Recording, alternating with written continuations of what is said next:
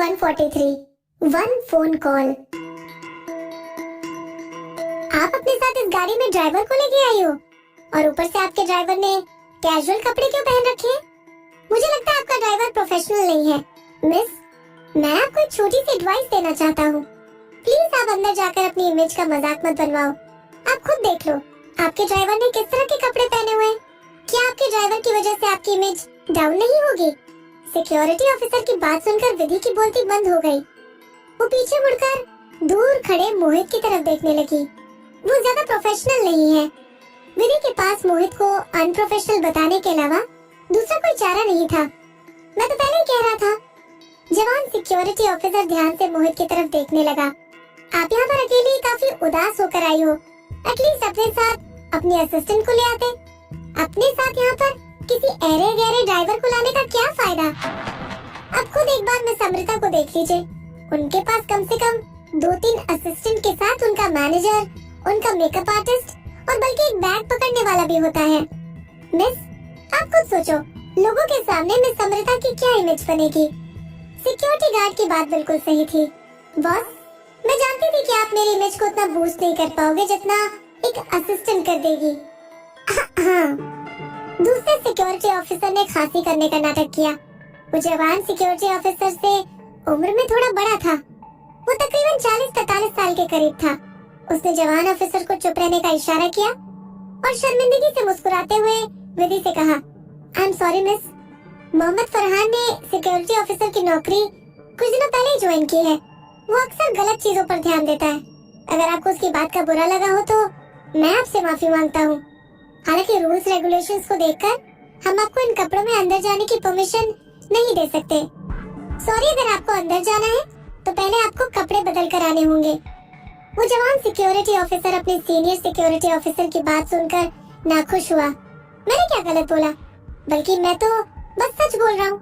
इस तरह के कपड़े पहनकर यहाँ आने की क्या, किस तरह के? पीछे से एक आदमी की अट्रैक्टिव आवाज ने उस सिक्योरिटी ऑफिसर को अपनी बात पूरी करने से रोका। विधि पीछे मुड़ी और उसने अपने पीछे मोहित को खड़े हुए पाया। विदुषी, तुम अभी तक अंदर क्यों नहीं गई? मोहित चिढ़ते हुए बोला। और तुम्हारे कपड़ों को क्या हुआ? विधि ने पूरी तरह से मोहित को सारी सिचुएशन के बारे में बताया। मोहित निराश दिखने लगा। अब ये अमृता कौन है? विधि कुछ पलों के लिए तो खड़ी रही। ठीक है, फिर इसका मतलब मोहित अपने दोस्तों के साथ खड़ी हुई लड़कियों को ज्यादा नहीं देखता। हालांकि हॉर्स राइडिंग क्लब में हुए किस्से को ज्यादा टाइम नहीं हुआ था, लेकिन मोहित उस किस्से के बारे में पूरी तरह से भूल चुका था। विधि आके कुछ बोलने वाली थी, लेकिन तब तक जवान सिक्योरिटी ऑफिसर बीच में बोला, आप दोनों मिस अमृता के बारे में नहीं जानते? मुझे लगता है आप मूवीज नहीं देखते। मिस अमृता A1 स्टार है। Director Ganesh personally miss Amrita को फेम दिलवा रहे हैं। मिस अमृता की पोटेंशियल का तो जवाब ही नहीं। Director Ganesh love and hate movie का चीफ डायरेक्टर था। वो हाई सोसाइटी के लोगों के बीच अपने नाम से जाना जाता था। उसका स्टेटस अनिमेश सिसोदिया से काफी ऊपर था। मोहित सच में मूवीज नहीं देखता था, लेकिन उसको इस बात ने भयंकर तरह से मुस्कुराने से नहीं रोका। ऐसा लगता है गणेश थापा अपनी जिंदगी से थक चुका है। विधि हैरान हो गई। अब मोहित डायरेक्टर गणेश के साथ क्या करने की सोच रहा था? विधि ने मोहित को उसकी बाजू से पकड़ा और धीरे से बोली, तुम हमेशा लड़ाई जैसी बातें करना छोड़ दो। तुम्हें क्या जरूरत पड़ी है इस बारे में सोचने की? उस जवान सिक्योरिटी ऑफिसर ने विधि की बातों को सुन लिया और पहले से ज्यादा जोर से बोला, लड़ाई? अच्छा, तो तुम गुंडे हो? मैंने अपनी जिंदगी में तुम्हारे जैसे बहुत से गुंडों को देखा है। मिस, मैं आपको बता रहा हूँ, अपने ड्राइवर को गुंडा बनाने की कोशिश मत करो। क्या आपको जरा भी शर्म नहीं आ रही? मोहित ने अपनी नजरों से ही सिक्योरिटी ऑफिसर को चुप करवा दिया। वो किसी को खुद पर हंसने का मौका दे सकता है, लेकिन उसके सामने कोई भी विदुषी का मजाक नहीं बना सकता। सीनियर सिक्योरिटी ऑफिसर मोहित के एक्सप्रेशंस को देखकर डर गया। वो जवान सिक्योरिटी ऑफिसर से काफी ज्यादा एक्सपीरियंस लग रहा था और उसे लोगों की अच्छी परख थी। उसके सामने कैजुअल टी शर्ट में खड़ा हुआ आदमी देखने में तो ज्यादा खतरनाक नहीं लग रहा था, लेकिन उसकी आंखों में उसकी ताकत की झलक थी। मोहित को देखकर सीनियर सिक्योरिटी ऑफिसर को मोहित की ताकत का अंदाजा हो गया। वो समझ गया कि उसके सामने खड़ा हुआ आदमी कोई ऐरा गहरा इंसान नहीं है। सीनियर सिक्योरिटी ऑफिसर को लगा कि उसके जूनियर सिक्योरिटी ऑफिसर की गलती की वजह से दोनों की नौकरी खतरे में पड़ सकती है। Senior security officer junior security officer के सामने आकर खड़ा हो गया, जिससे कि वो मोहित से ज्यादा बात न कर पाए। I am really sorry, Mohammad Farhan ने नई ज्वाइनिंग की है, उन्हें अभी तक पता नहीं कि लोगों से किस तरह बात करनी है। प्लीज आप इसकी बात पर ध्यान मत देना। वैसे सर, मैं आपको किस नाम से बुलाऊं? सीनियर सिक्योरिटी ऑफिसर शर्मिंदगी में मुस्कुराते हुए मोहित की तरफ देखने लगा। मेरी हैरान रह गई। किसी ने सही कहा है कि एक्सपीरियंस अपनी उम्र के साथ बढ़ता रहता है। मोहित के साथ जरा सी इंटरेक्शन की वजह से सीनियर सिक्योरिटी ऑफिसर को समझ आ गया कि मोहित का लेवल क्या है। मोहित ने उस सीनियर सिक्योरिटी ऑफिसर को जवाब देना तक सही नहीं समझा। मोहित ने चुपचाप अपना फोन निकाला और किसी को फोन मिला दिया।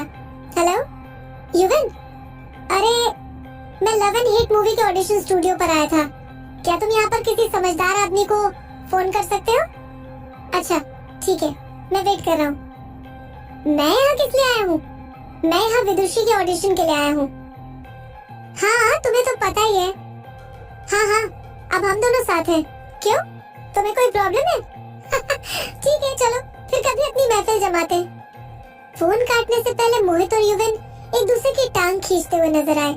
सीनियर सिक्योरिटी ऑफिसर हैरान रह गया और उसका दिल घबराने लगा।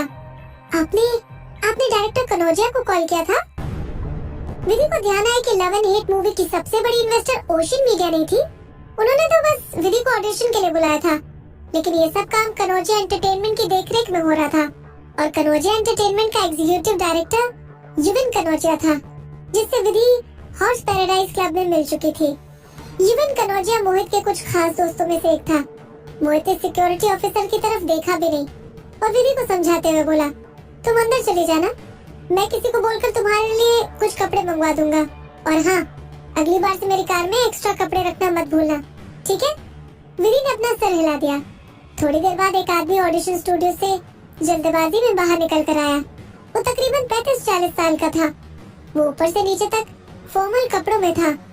विधि को देखते ही उस आदमी ने अपनी नजरें चुराना शुरू कर दी और वो मोहित की तरफ देखने लगा।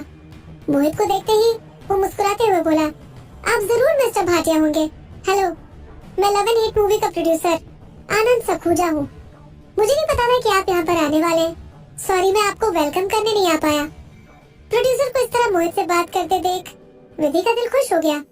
मोहित इतना कैजुअली ड्रेस्ड अप था, लेकिन फिर भी इस प्रोड्यूसर ने आराम से जज कर लिया कि विधि और मोहित में किसका स्टेटस ज्यादा है। Comparison is really the devil, Vidhi ने मोहित की तरफ देखते हुए खुद से कहा और फिर अपने मन में हंसने लगी। पावरफुल और सच्चे दिल वाला बॉयफ्रेंड होना कितना सही था। विधि मोहित की वजह से प्राउड फील कर रही थी। इंट्रोडक्शन के बाद आनंद ने अपना सर झुकाया और मोहित से हाथ मिलाने के लिए अपने दोनों हाथों को आगे बढ़ा दिया, जिसके बाद मोहित ने सिर्फ अपना एक हाथ को आगे बढ़ाया। उसके बाद आनंद ने अपना सीधा हाथ विधि की तरफ बढ़ाया। मैं आज के ऑडिशन की लिस्ट देख रहा था, आप जरूर मिस विदुषी हो ना? आपसे मिलकर बहुत अच्छा लगा। विधि ने अपना हाथ आगे नहीं बढ़ाया और अपने हाथों की तरफ देखते हुए बोली, आई एम सॉरी, मेरे हाथ गंदे हो रखे हैं। अमृता के हाथ से कॉफी फैलने की वजह से विधि पूरी तरह से गंदी हो रखी थी। अचानक से आनंद ने विधि के कपड़ों की तरफ देखा और हैरान हो गया। ये सब किसने? एक पागल औरत ने, मोहित ने कहा। क्या नाम है उसका? अमृता, विधि ने जवाब दिया। हाँ, अमृता। मोहित की आवाज में गुस्सा छलकने लगा। उसने विदुषी के ऊपर कॉफी गिरा दी और इन दोनों सिक्योरिटी ऑफिसर ने उसे रोकने की कोशिश नहीं की और ऊपर से इन दोनों ने विदुषी को अंदर आने से रोक लिया। क्या गणेश थापा अब इतना बड़ा आदमी हो गया है? उसे क्या लगता है कि वो मेरे लोगों को परेशान कर सकता है?